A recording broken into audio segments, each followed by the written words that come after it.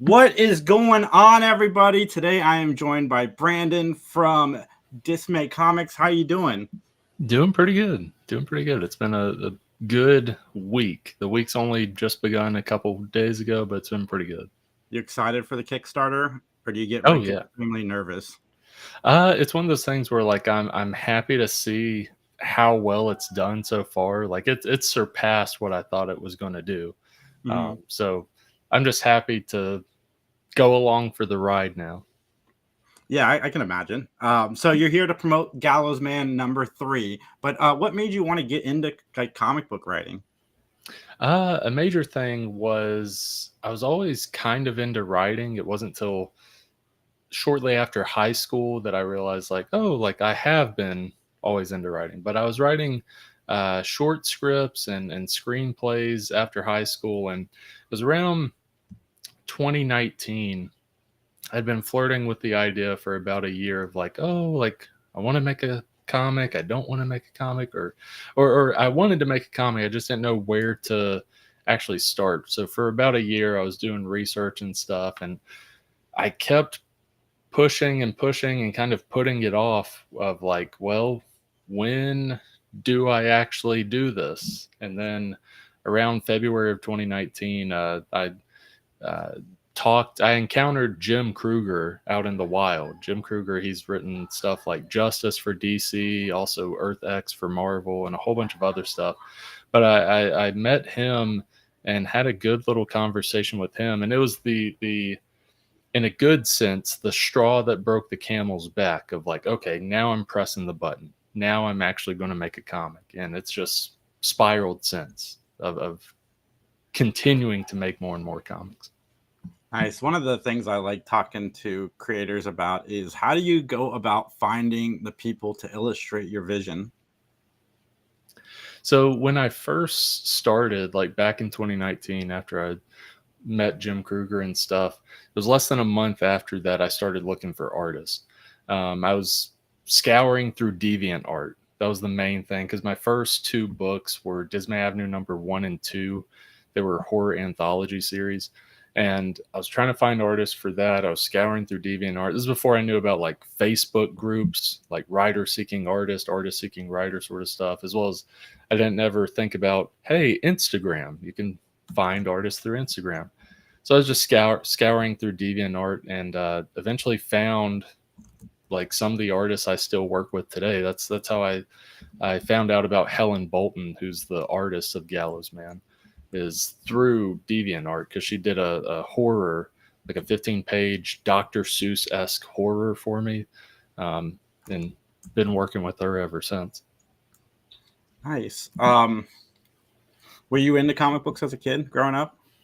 Oh yeah, yeah. Like my first like introduction into comics or superhero worlds in general was my very first theater experience I remember was seeing Ang Lee's Hulk. That's the very first thing I remember seeing in theaters was Ang Lee's Hulk. And then Sam Raimi's Spider-Man movies, like grew up on those. And then when I was like 7 or 8 years old, I went to a yard sale with my mom and found a shoebox of comics and bought those. And it was stuff from like 70s, and it was a mix of Marvel, mix of DC, some Amazing Spider-Man, Action Comics, more obscure Marvel stuff beyond that, but just tore into those. And a lot of those were like part 5 of a 12-part arc sort of thing, where it's like Amazing Spider-Man number 177 or whatever, just random little back issue, but I loved it. Even though I didn't see the context before leading up to that issue and I didn't see what happened after, I just see the end of the issue. Spider-Man is dangling over a vat of acid sort of thing. It's like, oh, what happens? Well, that's the end for me because I didn't have a comic shop near me to pick up the next issue. But no, like I loved it. That's how I got into comics, was those random back issues sort of thing. And then it wasn't until high school, whenever New 52 had hit and started kicking, that I started picking up like monthly. Like a buddy of mine like gave me the first couple trades of Scott Snyder's Batman, and I read those. And I was like, oh crap! Like this is awesome. And then he told me like, hey, like it's still going on. The story's not done. He has more. I was like, oh, okay. And went to the comic shop and picked up from there. So, are you a big film fan as well? Oh yeah, yeah. I love movies. I say I'd love movies and comics probably about equal. Um, I absolutely love movies. A range of stuff, whether it's the big blockbusters or like the super underground indie stuff. I'm not trying to sound like one of those letterbox people where it's like, oh, like yes, fine taste in film. Like, no, no, I love all forms of movies. So before we get into the Kickstarter, do you have to like learn how to do comic book writing, or did you have to take any classes, or do you teach yourself, just researching online for how to do a storyboarding and so forth? It was ultimately teaching myself through like online stuff. Like before that, I taught myself writing screenplays, like screenwriting. Had taught that through various YouTube videos, reading people's screenplays and stuff like that. And so whenever I was getting into comics, it was kind of just doing the same thing, watching YouTube videos of comic writers and them breaking down their process, reading a bunch of different comic scripts and stuff. And that's the thing is screenplays and comic scripts are similar but very different. Screenplays have a specific format that you follow. Like there is a specific format that you have to follow with screenplays, and you obviously your story changes and stuff, but the format sticks with any screenplay. Comics, however, don't entirely have a specific format. Um, there's a variety of it. It's kind of, hey, how can you best convey what you see on the page to the artist, sort of thing. Because you see a variety of comic writers. You see stuff like Dan Slott, like writing the Marvel way, where it's kind of a very loose script to where sometimes he doesn't even really have the dialogue. I'm not a fan of like that way, but that is a way, uh, that Marvel way. And then you have the complete opposite end of the spectrum where you have something like an Alan Moore script, where Alan Moore in Watchmen or anything he does has just pages of pages, like detailing every little thing. Like, oh, there's a coffee cup in the very background of this panel. Like all this tiny stuff that as a reader you wouldn't notice, but Alan Moore is very detail oriented. So I say all that to say, uh, comic scripts, comic writing uh, is a vast array of what it can look like. But I learned through looking at a variety of different scripts as well as YouTube videos and stuff. Nice. So this is cross that you put as 1960s Batman and Tarantino level violence. So tell everybody about the series so far and what they can expect supporting the issue 3 Kickstarter. Yeah. So Gallows Man, like Jason mentioned, it's Adam West Batman meets Inglorious Bastards, or 1960s Batman, that fun campiness that's there, the G Willikers Gallows Man, like stuff like that in the Gallows Man world, mixed in with like over the top violence, like you would see in a Tarantino movie sometimes. Um, and that's essentially what it is, because it's the basic premise is the Gallows Man is a satirically over the top and campy world of superheroes. And within that world, you have the Gallows Man and you have his team who are trying to stop a Nazi threat that has infiltrated their city, not only to save the city, but to avenge the death of the Gallows Man's former mentor. And through that, through all that, there are like the fun cheesiness of like Silver Age stuff, like or the 60s Batman show, as well as Silver Age comics and Golden Age comics and stuff. And kind of somewhat joking at how Golden Age comics were back then, because you had heroes who would like kill the bad guys and stuff. Mhm. And so this is almost like a hyperized version of that, where this whole society is kind of just desensitized to the violence, where it's like, yeah, go get them, Gallows Man, like stuff like that.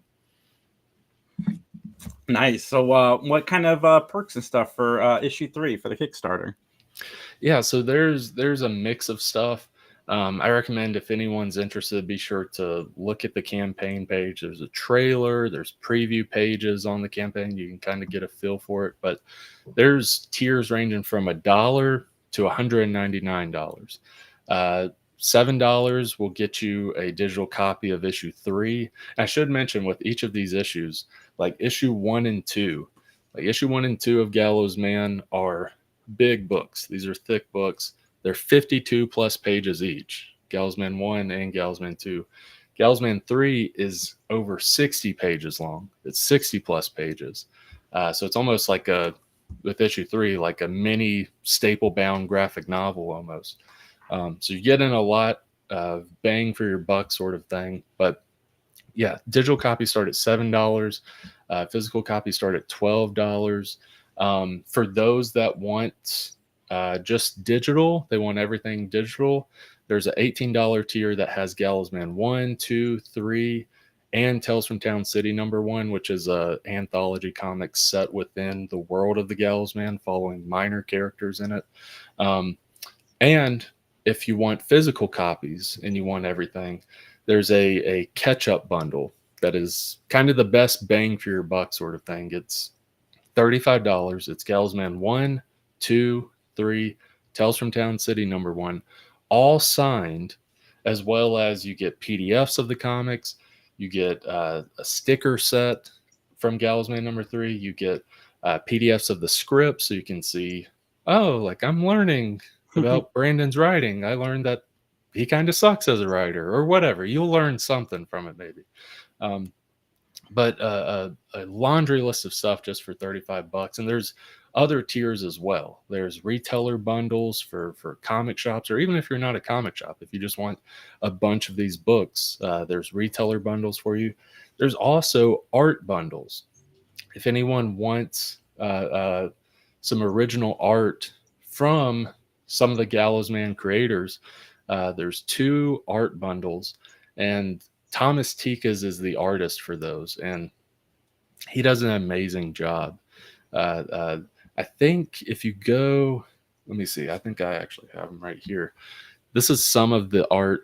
Forgive me, viewer, because I have lights, and these are in Mylar sleeves, so there's going to be some reflection. But Thomas Tikas, the main cover artist, he did these pieces right here. And my camera doesn't do it justice, but Thomas's attention to detail in his inking and pencil work is fantastic. That is one example there. It's Gallows Man and Newsboy about to serve their brand of justice, basically. It also comes with a preliminary sketch. And then there's this one. It's Gallows Man and Newsboy wearing I Heart Town City shirts. And the heart is the little rope, the noose. So you get original art from Thomas Tikas, and it's signed by Thomas Tikas. And you also get all the books. You get all the variant covers. You get all of those signed. You get PDF copies. You get PDFs of the scripts. You get all the sticker sets. You get a laundry list of stuff. You also get a 2-hour Zoom consultation with me, a script consultation, if you have any screenplays, comics, whatever it may be, and you simply want some notes on that. And it's not like I'm going to be reading your script in that 2-hour Zoom meeting and not looking at you. No, you'll send it to me ahead of time. I'll look through it, make notes, all that stuff.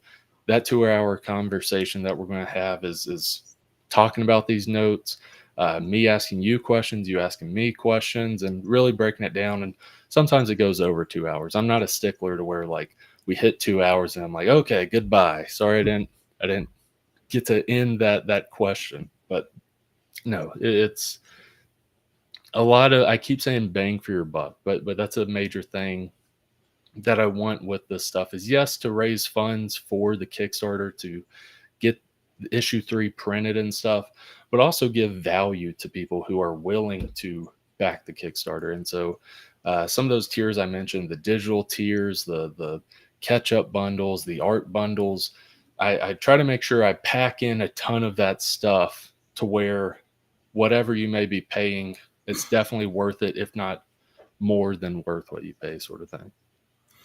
Awesome. That sounds awesome. Where do you see the series going? Do you have it mapped out like further than issue, obviously 3? Yeah. From the beginning, this was always a 4-issue miniseries, but each issue is like 2, if not 3 times the size of a normal comic. But yeah, 4-issue miniseries. So this is the penultimate issue. But even when the miniseries ends, there's stuff that I'm doing beyond that, like Tales from Town City. I love doing this, following the minor characters. I want to do at least 1 or 2 more issues of this. There's also characters that were introduced in these, or not introduced in the Gallows Man, but were fleshed out in these that people loved, that I kind of want to write some miniseries of them as well. So even when the miniseries ends, the Gallows Man miniseries ends, there's still going to be more stuff within this world. And no time soon, I want to give it some time, but maybe like 5 years after the Gallows Man miniseries ends, I have one idea. I've had many ideas over the years, but I have one idea that is stuck that I love for a sequel miniseries of the Gallows Man. So that may see the light of day in the future. Awesome. And then my last question is, what about some of your old screenplays? You thinking about turning any of those into comic books? I thinking about it, over half of them I have.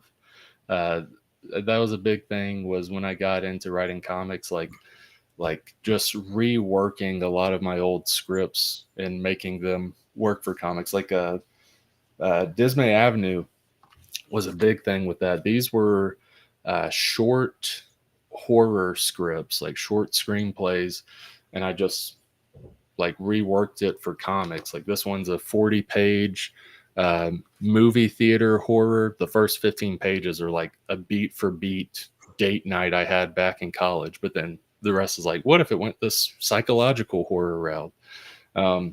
And same thing with Dismay Avenue. Like these 4 were originally screenplays I had, short screenplays, but edited and rewrote them to work for comics. And there's 4 stories in this. And Gallows Man, even when I first wrote Gallows Man back in 2017, that was initially a screenplay, a feature-length screenplay.